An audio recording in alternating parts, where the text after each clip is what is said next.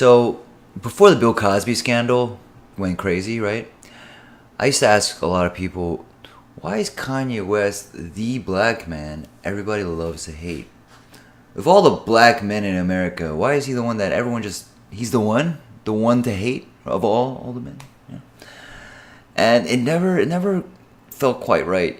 People were just a little too excited about hating him. And let's consider a couple things.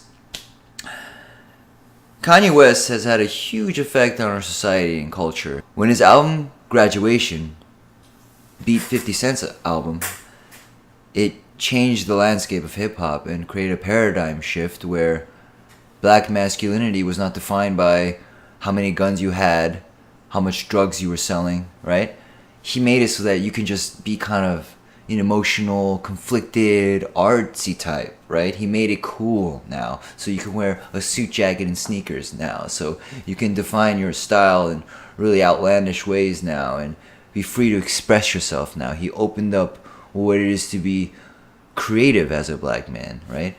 And he ushered in artists like Lupe Fiasco, Chance the Rapper, Drake, and arguably they would not even exist without Kanye West, right? He paved the way for them, right? In 2005, during a telethon for Hurricane Katrina, I don't know if you've seen this clip, but Kanye West is on national television and he tells the world that George Bush doesn't care about black people. I don't know if you were there at the time, if you remember this, but this shit was one of the first viral videos. It went crazy and it kind of blew everyone's minds because no one really said that, right? No one in the mainstream said that, especially no one that got that famous with so much to lose ever was willing to say something like that, but he did it. And you can see Mike Myers and Chris Tucker being totally confused when he does it, right? He said something that millions of Americans were thinking, but no one said out loud because it just wasn't part of the mainstream conversation, and he made it part of the mainstream conversation. And arguably, this ushered in the Black Lives Matter movement. I'm not saying he started it, but he helped it, He influenced it a little bit, right? And he talked about media perceptions of black people and how they're totally fucked and how white supremacy is like a huge force. He was saying this stuff really before it was cool, okay? And, that counts for something, really. He also teaches a form of visionary thinking, okay? So Kanye West has said in interviews that if you like my music, it's not because you like me, it's because you like yourself, because I'm teaching codes of self-esteem so you can go and achieve whatever the fuck you can imagine, right? Jay-Z also talks about this visionary thinking that if you want to be like Picasso, you think you're as great as Picasso, because then otherwise you'll never be like Picasso. I mean, Jay-Z was saying this stuff before the Picasso album, right? Because if greatness, right, if you consider genius something that's untouchable, you'll never be considered a genius. It will never happen to you. The only way it can happen to you is if you could think you can reach that level, because if you actually meet geniuses, they're pretty normal people, actually. They're just good at something, right?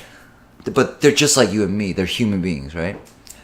So Kanye West is trying to teach people that through his music. I understood this message a long time ago.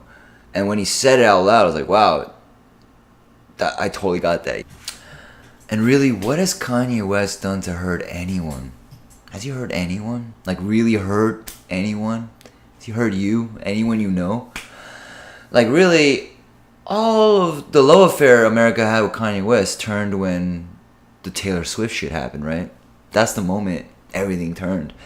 And, that's really unfortunate, and he talks too much sometimes, but he's a major influence on me, man. I don't think I would be where I'm at today if it wasn't for Kanye West. He also works his ass off. He works very hard. There's been many independent reports of how hard he works. He doesn't just talk, you can say he talks too much, but he works his ass off and backs it up. Then that's more than I can say than most people I know. Most people talk shit and they don't do shit.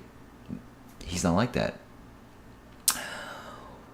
So why hate him? I think it's because he's audacious. I think it's his audacity. People can't stand to watch a black man have so much confidence and audacity and be open about it. And who's the last figure that was kind of like this? I would say Muhammad Ali. He threatened the entire power structure by being this proud black man that knew his power and his beauty, and he wasn't afraid to express it. And at the time, people were like, whoa, what the fuck, right? And he had a lot to lose doing this, you know? Same thing, just like Kanye West. So, if anything, I think Kanye West is very important. And I really appreciate him. And I wish he wasn't the black man everyone loved to hate. Because I don't think it matches up with... none of it is enough to hate anyone. It doesn't make any sense, really. And, you know, really think hard about it. Why do you hate Kanye West instead of, I don't know, Kim Jong-un, right? You don't hate him, right? Or, I don't know, serial killers or like Africa Bambaataa. He's part of this whole, you know, allegedly raped a bunch of young men, right? No one's talking about that. No one's hating on him, right? And Bill Cosby's a rapist. And he was trying to tell black men how to dress and behave. But he's a rapist.